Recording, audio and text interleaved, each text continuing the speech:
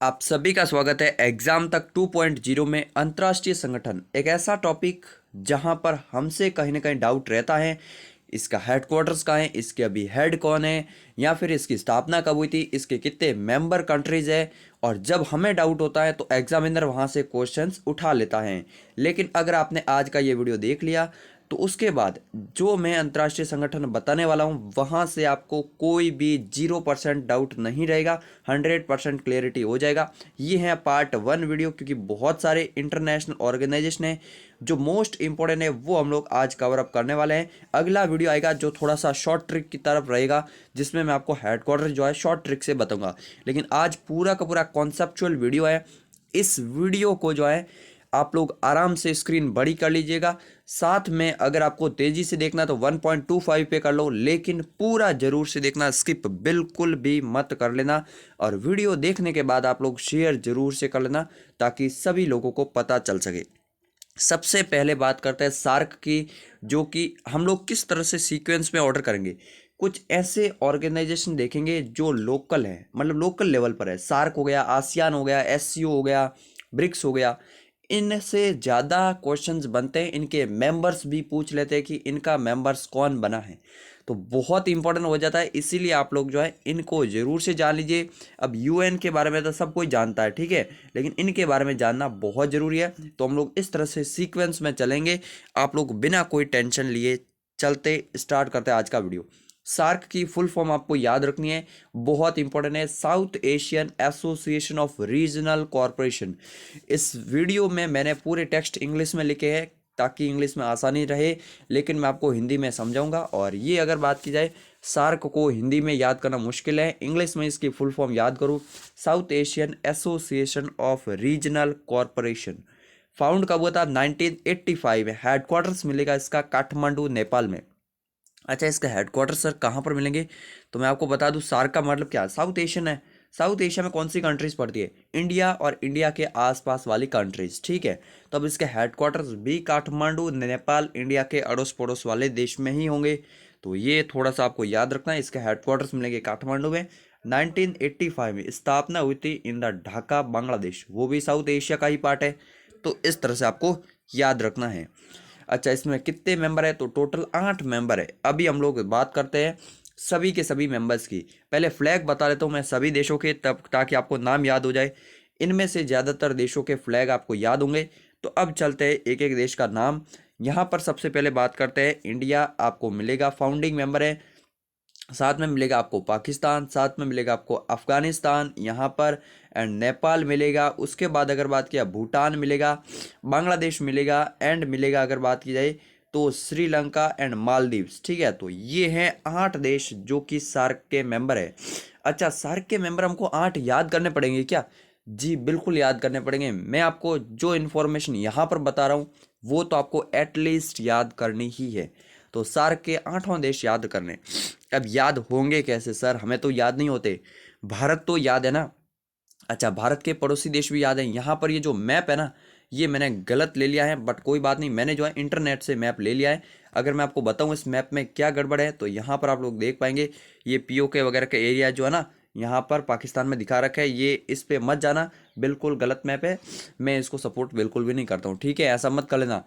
ठीक है, अब मैं आपको समझाता हूँ कि आपको याद कैसे करना है सार्क के 8 मेंबर, ठीक है। सार्क के 8 मेंबर कैसे याद करना है? भारत के अड़ोसी पड़ोसी देश। भारत के कितने पड़ोसी देश है स्थलीय? तो 7 पड़ोसी देश है, आपको पता होगा। अब साथ में भी एक ट्रिकी पॉइंट है, वो मैं आपको बताऊंगा। तो 7 पड़ोसी देश, पाकिस्तान एक, दूसरा अफगानिस्तान ले लो, तीसरा चाइना को नहीं लेना है, चाइना अपने जो है दक्षिण एशिया में है ही नहीं। चाइना साउथ एशिया में नहीं, चाइना ऊपर की तरफ है। फिर ले लो नेपाल को, ले लो, शांति प्रिय देश है। भूटान बहुत शांति छोटा सा देश है, इसको भी ले लो। और अपने अगर बात की जाए बांग्लादेश को भी ले लो, बीच में पड़ता है हमारे। फिर अब साउथ एशिया में और कौन से देश पड़ेंगे? म्यांमार, जी नहीं, म्यांमार आपको मिलेगा आसियान में, साउथ ईस्ट एशियन में, ठीक है, तो वो उसको छोड़ दो। फिर 2 देश और कहाँ से लाएंगे सर? तो ये रहे नीचे, श्रीलंका हमारा 6ठे नंबर पर, और मालदीव मिलेगा आपको 7वें नंबर पर। तो ये हो चुका है कंप्लीट 7वें नंबर पर। अच्छा, एक क्वेश्चन यहाँ से ये बनता है कि निम्न में से कौन सा देश जो है सार्क का फाउंडिंग मेंबर नहीं है? यानी कि जब 1985 में सार्क की स्थापना हुई थी उस समय सार्क का कौन सा मेंबर नहीं था, तो अफगानिस्तान नहीं था। अफगानिस्तान जो है 2007 के आसपास में इसमें जुड़ा है।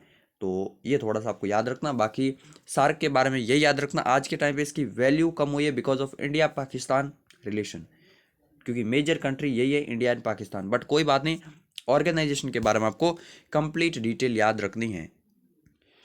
अब आपने पूरे 5 मिनट में जो है सार्क के बारे में जाना है। अब हम लोग नेक्स्ट अगले ऑर्गेनाइजेशन की तरफ बढ़ते हैं। इन ऑर्गेनाइजेशन से अब कोई भी सवाल बन गया आपसे छूटने वाला नहीं है, इसीलिए मैं कहता हूँ ध्यान से पढ़िए। अब आपसे पूछेंगे कि सार्क के कौन से 8 मेंबर हैं, तो भारत के अड़ोसी पड़ोसी ले लो, चीन और म्यांमार को छोड़ दो, और 2 नीचे वालों को ले लो, मालदीव एंड श्रीलंका को। बस ये हो गए अगर बात की सार्क के देश। अब ये आसियान, आसियान बहुत इंपॉर्टेंट है। हालांकि भारत आसियान का मेंबर नहीं है, पहले ही बता दो, क्योंकि ये है association of south east Asian Nations, यानी कि साउथ ईस्ट यानी कि दक्षिण पूर्वी देशों का ये जो है संगठन है, और भारत आता है दक्षिणी एशिया में। बट कोई बात नहीं, ये हमारे पड़ोसी वाले ही देश हैं जस्ट। तो इनके इस ऑर्गेनाइजेशन के बारे में भी याद रखना, क्योंकि आपको पता होगा इंडिया आसियान की रेगुलर मीटिंग समिट होती है। आसियान के समिट में इंडिया भी पार्टिसिपेट करता है। तो ये इंपॉर्टेंट ऑर्गेनाइजेशन है, इसके बारे में जान लेना बहुत ही ज़रूरी है। फाउंड हुआ था 1967 में। हेडक्वार्टर्स मिलेंगे जकार्ता में। ठीक है, 2 चीज़ें आपको ये तो लगभग हर ऑर्गेनाइजेशन के बारे में याद रखना। इसका पार्ट 2 जब आएगा ना, तब वहाँ पर मैं डिटेल नहीं बताऊंगा, वहाँ पर सिर्फ यही बताऊंगा आसियान 1967 जकार्ता। और किसी के हेड इंपॉर्टेंट है, जैसे यूएन हो गया, WHO हो गया, तो उनके हेड भी मैं आपको बताता चलूँगा।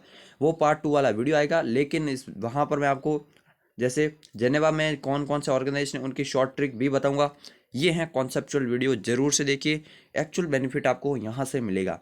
अगर बात की 10 कंट्रीज यहाँ पर मेंबर हैं, कौन सी 10 कंट्रीज है हम लोग अभी लिस्ट देख लेते हैं। काफ़ी इंटरेस्टिंग लिस्ट है यहाँ पर। अगर बात की जाए, सबसे पहले बात करें म्यांमार, भारत का पड़ोसी देश, उसके नीचे जस्ट थाईलैंड मिलेगा, कंबोडिया मिलेगा, सिंगापुर, इंडोनेशिया, मलेशिया। ये 7 देश आपने नाम इन सभी के ज़रूर सुने होंगे, क्योंकि ये सभी के सभी जो देश है ना, ये मिलेंगे आपको आसियान कंट्रीज हैं साउथ ईस्ट एशियन नेशंस में। ठीक है, इंडोनेशिया हो गया, मलेशिया हो गया, वियतनाम हो गया, लाओस हो गया, फिलीपींस हो गया एंड ब्रुनेई हो गया। तो ये जो है अगर बात की जाए 10 के 10 देश आपको याद रखने हैं। ब्रुनेई में हो रहा है इस साल का आसियान का समिट, ये भी थोड़ा सा याद रखना। बाकी 10 देशों के नाम आपको कैसे याद रखने हैं, तो सभी के सभी मैप से याद रखने हैं कि साउथ ईस्ट एशियन में कौन से देश हैं। Myanmar, Thailand, Cambodia, Singapore, Indonesia, Malaysia, Vietnam, Laos, Philippines and Brunei. अब आप ऑप्शन से एलिमिनेट कर लोगे। अगर क्वेश्चन बन जाता है कि निम्न में से कौन सा देश जो है आसियान का सदस्य नहीं है, तो क्वेश्चन अगर जहाँ पर चीन ऑप्शन में आ गया, जापान आ गया, साउथ कोरिया भी आ गया इवन, तो आपको पता चल जाएगा कि जापान और साउथ कोरिया कहाँ पर है। ये अगर बात की ईस्टर्न एशिया में है, बिल्कुल ऊपर साइड। चाइना भी ऊपर मिलेगा आपको। इसी तरह से बांग्लादेश आ गया, तो बांग्लादेश तो सार्क में है, यहाँ पर नहीं है। और कोई यूरोप अफ्रीका का देश आ गया, तो वो तो आप लोग को पहले ही एलिमिनेट कर लेना है। तो इस तरह से आपको जो है काफ़ी अच्छे से आपको कॉन्सेप्चुअल मजबूती बनाना है। अब देश मैप भी मैंने आपको थोड़ा सा शामिल कर लिया है, ताकि मैप से आपको इजी रहे। आपको पता होगा इंडिया का बॉर्डर यहाँ पर खत्म होता है। ठीक है, यहाँ तक इंडिया है, यहाँ पर मिलेगा आपको म्यांमार मिलेगा, ये थाईलैंड है, आपको पता होना चाहिए। एंड उसके बाद अगर बात की, ये कंबोडिया मिलेगा, ये मिलेगा लाओस, ये मिलेगा आपको वियतनाम, बहुत ही लंबा है वियतनाम, इस तरह से इतना। ठीक है, एंड ये कंबोडिया हो गया। उसके बाद ये सिंगापुर छोटा सा देश है, ये मिलेगा बीच में मलेशिया, एंड ये मिलेगा पूरा का पूरा इंडोनेशिया, साथ में ये भी इंडोनेशिया है, ये है ब्रुनेई है। एंड अगर बात की जाए, ये फिलीपींस मिलेगा आपको, एंड ये लाओस का मैंने बोल दिया पहले। इंडोनेशिया बहुत बड़ा देश है, यहाँ तक फैला हुआ है, बहुत ही इंपॉर्टेंट याद रखना है इन सभी देशों के बारे में। अब नेक्स्ट अगर बात करें, ब्रिक्स, ब्रिक्स बहुत ही इंपॉर्टेंट है, एंड ब्रिक्स के बारे में आपको जान लेना काफ़ी ज़्यादा इंपॉर्टेंट है। ब्रिक्स की अगर बात किया, 5 कंट्रीज आर मेंबर। अब अच्छा, ब्रिक्स की फुल फॉर्म मैंने आपको क्यों नहीं बताई, इसके नाम में ही फुल फॉर्म छिपी हुई, अभी मैं आपको बताऊंगा। सबसे पहले बी का मतलब है ब्राज़ील, आर मतलब रशिया, आई मतलब इंडिया, सी मतलब चाइना। अच्छा, जब इसको फाउंड किया था तो 4 ही देश थे, और इसका नाम भी ब्रिक ही था। उसके बाद एक ऐसा देश शामिल हो गया जिसके बाद इसका नाम के पीछे एस लग गया, एंड वो था साउथ अफ्रीका। तो ये 5 देश जो हैं इंपॉर्टेंट याद रखना, ब्रिक्स का निर्माण करते हैं, काफ़ी ज़्यादा इंपॉर्टेंट है। मैंने डिटेल्स PDF में डाल रखी है, ये PDF मैं अवेलेबल करवाऊंगा आपको, जरूर से टेलीग्राम पे अपडेट रहना। इंपॉर्टेंट पॉइंट्स कौन से हैं ब्रिक्स के बारे में, 2006 में होती है इसकी स्थापना, बट पहला समिट होता है 2009 में, एंड 2010 में अगर बात की जाए तो साउथ अफ्रीका इसमें ज्वाइन कर लेता है, मतलब इसके जो है फर्स्ट समिट के जस्ट अगले साल जो है साउथ अफ्रीका इसमें ज्वाइन कर लेता है। और 13वां ब्रिक्स समिट जो है ना ये इंडिया द्वारा होस्ट किया जा रहा है 2021 में। अच्छा, इसके समिट भी याद रखना बहुत ज़रूरी है। जैसे ये याद रखो कि 2021 में इंडिया ने होस्ट किया, तो उससे पहले किसने होस्ट किया होगा। अच्छा, नाम में इंडिया से पहले कौन आ रहा है, आ रहा है, तो 2020 में रशिया ने होस्ट किया। अगले साल कौन होस्ट करेगा, चाइना करेगा, फिर साउथ अफ्रीका करेगा, फिर ब्राज़ील करेगा। इस तरह से साइकिल चलती रहती है। ब्रिक्स, बस आपको नाम याद रखना, सब कुछ आपको यहीं से पता चल गया होगा। अच्छा, एक और इनके बारे में ये कहा था 5R ग्रुप कहा जाता है इसको। 5R ग्रुप क्यों कहा जाता है अभी मैं आपको बता लेता हूँ। 5R ग्रुप का मतलब ये है कि इन पांचों देशों की जो करेंसी है ना वो आर से स्टार्ट होती है। ब्राज़ील की अगर बात किया तो रियाल है करेंसी, ठीक है, ब्राज़ील की करेंसी रियाल है। रशिया की क्या मिलेगी, रूबल मिलेगी। इंडिया की आपको पता रुपया है। चाइना की अगर बात की जाए रेननबिम्बी है, ठीक है ना, रेननबिम्बी। एंड साउथ अफ्रीका की मिलेगी आपको रैंड। तो चारों पांचों देशों की करेंसी आर से स्टार्ट होती है, इसलिए इसको कई बार 5R ग्रुप भी कहते हैं। ये भी आपको याद रखना है। एंड ब्रिक्स जो इंडिया में अभी 13th समिट हुआ है उसका समिट का अगर बात की जाए थीम क्या थी, थीम इंपॉर्टेंट है क्योंकि इंडिया में हुआ, जाहिर सी बात है, तो इसकी थीम ये थोड़ा सा याद रखना आप लोगों। BRICS at 15, intra BRICS corporation for continuity consolidation and consensus. BRICS को 15 साल हो चुके हैं एंड ये इसकी थीम थी, तो ये भी आपको याद रखना। वैसे मैं आपको एग्जाम तक का जो मेन चैनल है ना उसके बारे में बता देता हूँ।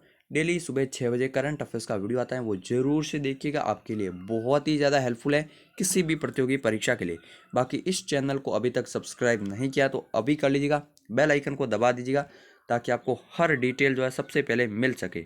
अब ब्रिक्स के मैप में कहाँ पर मिलेंगे आपको ब्रिक्स, चूंकि मैंने आपको बताया ये जो है 5 बड़े विकसित देशों, मतलब जो है विकासशील देशों की अगर बात की है ग्रुप है, तो पांचों कोई एक जगह तो है नहीं, ये जो है रीजनल तो है नहीं ग्रुप। यहाँ पर मिलेगा आपको ब्राज़ील, इंडिया, चाइना यहीं पर मिलेंगे, साथ में यहाँ पर मिलेगा आपको रशिया। एंड पांचवा देश कौन सा है, चाइना, तो चाइना भी यहीं पर मिलेगा। Brazil, Russia, India, China and south Africa. यहाँ पर मैप में साउथ अफ्रीका नहीं दिया, यहाँ पर मिलेगा आपको साउथ अफ्रीका, ठीक है।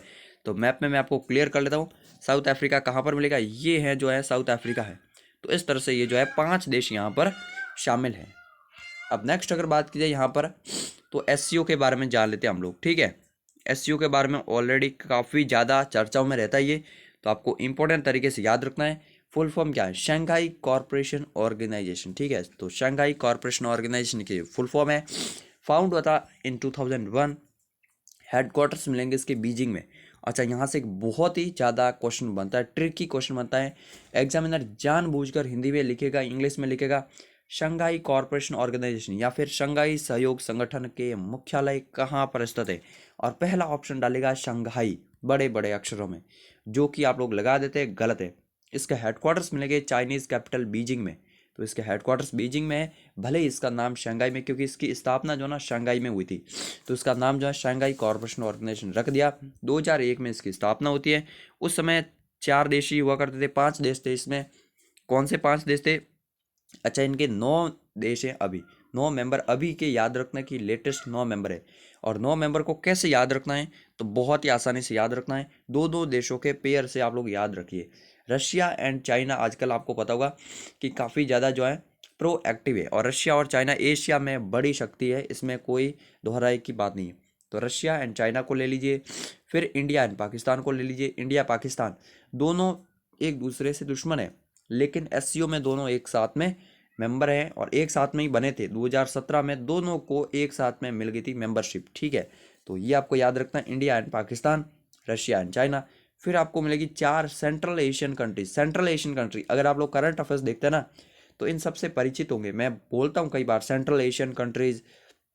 सेंट्रल एशिया में जो ऊपर वाली जो कंट्रीज हैं, Uzbekistan, Kazakhstan, Kyrgyzstan and Tajikistan, ये चारों देश यहाँ पर मिलेंगे, स्थान स्थान वाले, ठीक है।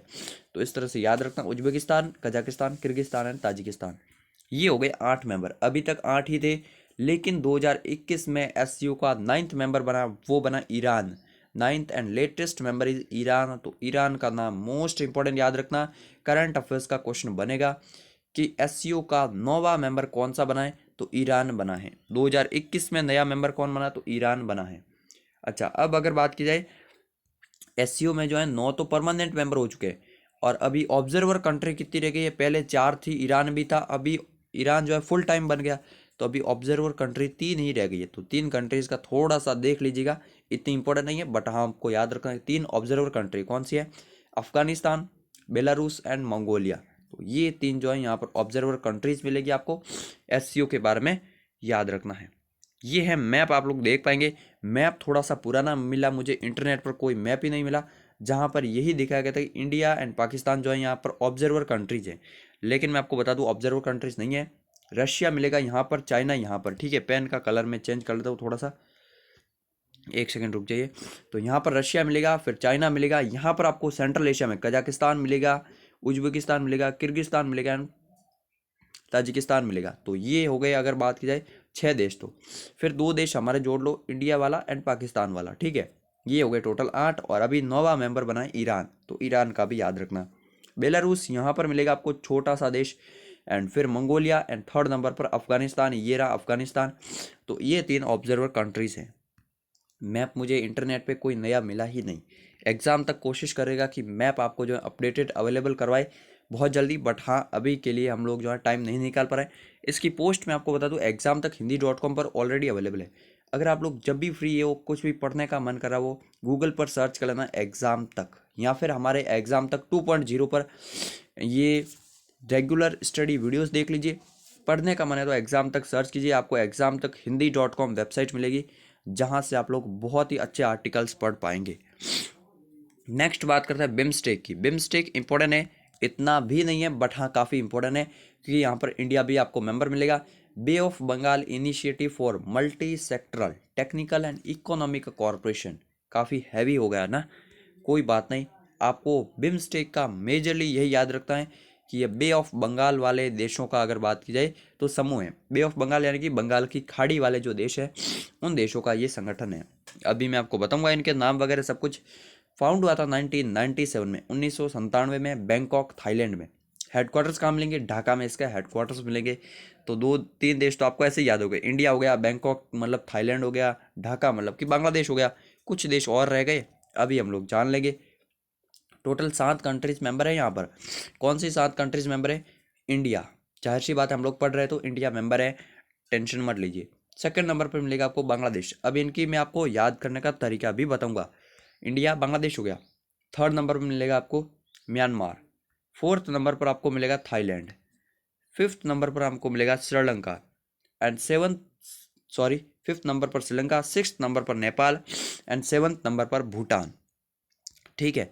तो ये 7 देश जो है ना, ये है। अब आपको याद कैसे रखना है?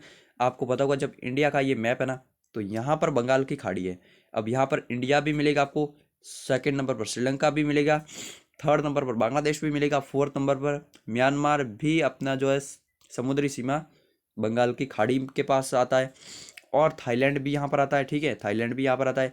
भले ही ये दोनों देश जो है आसियान में, लेकिन ये बे ऑफ बंगाल वाला बात है, ठीक है। तो यहाँ पर ये कौन से देश हो गए? 1 2 3 4 और 5 देश हो गए। 2 देश और कौन से?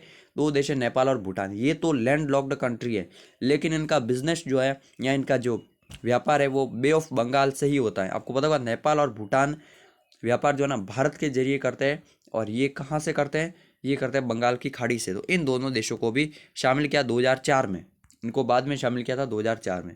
तो यहाँ पर आप लोग देख पाएंगे, ये मैप काफ़ी क्लियर और अच्छा मिला मुझे। यहाँ पर आप लोग देख पाएंगे बे ऑफ बंगाल ये रीजन है, Sri Lanka, India, Bangladesh, Myanmar, Thailand और भूटान और नेपाल, ये सभी के सभी 7 देश यहाँ पर मेंबर्स मिलेंगे आपको। फ्रेंड्स इसका सेकंड पार्ट भी जरूर देखना, और यहाँ पर जो भी क्वेश्चन हैं वो आप लोग जरूर से देखिएगा। इस बीच में एक क्वेश्चन आपसे ये है, ताकि मुझे पता चले कि कौन कौन वीडियो एक्टिवली देख रहे हैं। अंतर्राष्ट्रीय सौर गठबंधन बहुत ही इंपॉर्टेंट ये गठबंधन है। इसका भी 101वां मेंबर अमेरिका खुद बना है। तो इसके अगर बात की हेडक्वार्टर्स कहाँ मिलेंगे, मुख्यालय इसका कहाँ पर है? लंदन, जेनेवा, पेरिस या फिर गुरुग्राम। चारों ऑप्शन में से किसी भी ऑप्शन जो भी आपको पता है कमेंट बॉक्स में कमेंट कीजिए। अगर आपको नहीं भी पता है इसके बारे में, तो मुझे क्या पता चलेगा कि आप लोग अभी भी वीडियो देख रहे हैं। कमेंट कीजिएगा कि वीडियो अभी तक कैसा लगा, आपको जानकारी कैसी लगी, जरूर से कमेंट कीजिए। नेक्स्ट बात करते हैं, अब छोटे छोटे समूह हैं लेकिन जानना जरूरी। इप्सा के बारे में जान लेते पहले, एंड साथ में क्वाड के बारे में जान लेंगे, ठीक है। तो इप्सा एंड क्वाड, पहले इप्सा के बारे में जान लेते हैं। India, Brazil and south Africa. यहाँ पर आपको ब्रिक्स के 3 कंट्रीज़ मिलेंगे, India, Brazil and south Africa. तीनों अलग अलग कॉन्टिनेंट के कंट्रीज हैं। 2003 में इसकी स्थापना हो जाती है, यानी कि ब्रिक्स से भी पहले। बस इसके बारे में इतना ही याद रखना इप्सा के बारे में। इसके भी समिट वगैरह होते हैं, लेकिन हाँ इतना इंपॉर्टेंट है, इप्सा में कौन से 3 मेंबर हैं, तो India, Brazil and south Africa. नाम से ही पता चल रहा है 2003 में स्थापना होती है। अच्छा, क्वाड आजकल बहुत ज़्यादा फेमस है, ठीक है ना, लेकिन जो इंपॉर्टेंट क्वाड है जो काफ़ी पहले बना 2017 में, India, US, Australia and Japan, ये 4 देश हैं। इंडो पैसिफिक रीजन में सुरक्षा, स्थिरता, स्टेबिलिटी के लिए इस ग्रुप को बनाया गया था। तो इस ग्रुप का मेजरली याद रखना 4 देश है Quad, India, USA, Australia and Japan. इन चारों देशों के बीच में एक एक्सरसाइज होती है, मालाबार एक्सरसाइज, ठीक है, तो मालाबार एक्सरसाइज का भी याद रखना। अच्छा, एक और क्वाड बनाया अभी हमारे फॉरेन मिनिस्टर एस जयशंकर साहब जब इजराइल की यात्रा पर थे। India, USA, UAE and Israel. UAE, Israel यहाँ पर नए ऐड हो गए हैं, एंड ये बिल्कुल बनाया गया ट्रेड के लिए, व्यापार के लिए, ठीक है। तो इस तरह के बनते रहते हैं। जैसे अभी यूएस ने अफगानिस्तान के इशू को लेकर एक नया क्वाड का निर्माण किया था, जिसमें यूएस मिलेगा, पाकिस्तान, अफगानिस्तान, उज्बेकिस्तान, तो वो अलग बात है। लेकिन हमारे पर्सपेक्टिव से ये 2 क्वाड आपको याद रखने हैं। बाय डिफ़ॉल्ट क्वाड पूछ ले तो यही 4 देश ओल्ड वाले, लेकिन अभी रिसेंट में 2021 का क्वाड पूछ ले तो ये जो है 4 देशों का नया क्वाड बना है। नेक्स्ट कुछ आगे एडीबी एंड एनडीबी, ये 2 इंपॉर्टेंट बैंक्स हैं, रीजनल बैंक्स हैं, इनके बारे में जान लेते हैं हम लोग। एडीबी की अगर बात की, एशियन डेवलपमेंट बैंक, कई बार आपने नाम सुना होगा, एशियन डेवलपमेंट बैंक्स है। फाउंड हुआ था 1966 में। इसके 67 कंट्रीज मेंबर हैं, तो 66 में स्थापना हुई और 67 मेंबर है, इस तरह से याद रख लीजिए। हेडक्वार्टर्स मिलेगा मनीला, फिलीपींस में, तो फिलीपींस की कैपिटल जो है राजधानी मनीला में इसके हेडक्वार्टर्स मिलेंगे। इसके अभी अध्यक्ष कौन है पूछा जाता है, मासात्सुको असाकावा जो है इसके प्रेजेंट टाइम में अध्यक्ष हैं। ये कई बार एग्जाम में बनते हैं, तो इनका नाम याद रखना, मासात्सुको असाकावा एडीबी के हेड है। वैसे मैं आपको जो नेक्स्ट वीडियो है उसमें सभी रिवीजन करवा लूँगा। इसके अलावा अगर बात की जाए तो यहाँ पर इसके उपाध्यक्ष कौन है, अशोक लवासा, उनका नाम भी याद रखना, भारत के ही हैं, अशोक लवासा एडीबी के उपाध्यक्ष हैं। अब नेक्स्ट बात करते हैं एनडीबी के। एनडीबी का मतलब है न्यू डेवलपमेंट बैंक, ये था एशियन डेवलपमेंट बैंक, ये है न्यू डेवलपमेंट बैंक। फाउंड हुआ था 2014 में, बिल्कुल रिसेंट में 2014 में। हेडक्वार्टर्स मिलेगा in the Shanghai, China, Shanghai में इसका हेडक्वार्टर्स मिलेंगे। अच्छा, जो एससीओ है ना, शंघाई कॉर्पोरेशन ऑर्गेनाइजेशन, उसका हेडक्वार्टर मिलेगा आपको इन द बीजिंग। और इसको जो है ब्रिक्स बैंक भी कहते हैं। ब्रिक्स बैंक क्यों कहते हैं, ब्रिक्स के जो 5 कंट्रीज है ना, उन्होंने ही इसकी जो है अगर बात की जाए तो स्थापना की थी, मतलब उन्होंने ही जो है मिलकर एनडीबी का निर्माण किया था, इसी तरह से आप लोग कह सकते हैं, ठीक है। तो एनडीबी की स्थापना 5 कंट्रीज ने की थी, तो 5 कंट्रीज तो होंगे इसके मेंबर। इन 5 के अलावा यूएई, उरुग्वे एंड बांग्लादेश, इन तीनों को भी एनडीबी में मेंबरशिप मिली है 2021 में। और ये बहुत ही इंपॉर्टेंट है कि 2021 में 3 नए देश जुड़े एनडीबी में। तीनों देशों के नाम याद रखना, यूएई, उरुग्वे एंड बांग्लादेश, ये इंपॉर्टेंट है। नेक्स्ट आगे बढ़ते हैं, world bank and IMF, world level पर बड़े 2 अगर बात की जाए ये ऑर्गेनाइजेशन, इनके बारे में सिमिलरिटीज बहुत ज़्यादा है। फाउंड हुआ था 1945 में। आईएमएफ की भी स्थापना 1945 में होती है। हेडक्वार्टर्स मिलेगा इसका वाशिंगटन डीसी में। एंड अगर बात की इसके चेयरमैन कौन है, डेविड मालपास जो है ये चेयरमैन है वर्तमान में वर्ल्ड बैंक के, ये आपको याद रखना। आईएमएफ की बात करते हैं, फाउंड होता 1945 में। हेडक्वार्टर्स मिलेगा वाशिंगटन डीसी में। चेयरमैन मिलेगी क्रिस्टलिना जॉर्जिएवा, तो इनकी चेयरमैन भी याद रखना, क्रिस्टलिना जॉर्जिएवा, ये आईएमएफ की हेड है। अब नेक्स्ट आगे बढ़ने से पहले फ्रेंड्स मैं आपको बता दूं, 50 से ज़्यादा अंतर्राष्ट्रीय संगठन जिनके मुख्यालय, स्थापना वर्ष और सदस्यों की संख्या बिल्कुल टेबल फॉर्मेट में आपको मिल जाएगी एग्जाम तक हिंदी.com पर। लिंक नीचे डिस्क्रिप्शन में या फिर आई बटन में भी मिल जाएगा, तो कहीं पर भी आप लोग क्लिक करके देख सकते हैं। काफ़ी ज़्यादा इंपॉर्टेंट वीडियो रहने वाली है ये, और इस पोस्ट को पढ़ना, इस चैनल को सब्सक्राइब करने के साथ साथ बेल आइकन को जरूर से दबा लेना, और डेली करंट अफेयर्स वीडियो जरूर से देखिए। जय हिंद, जय भारत।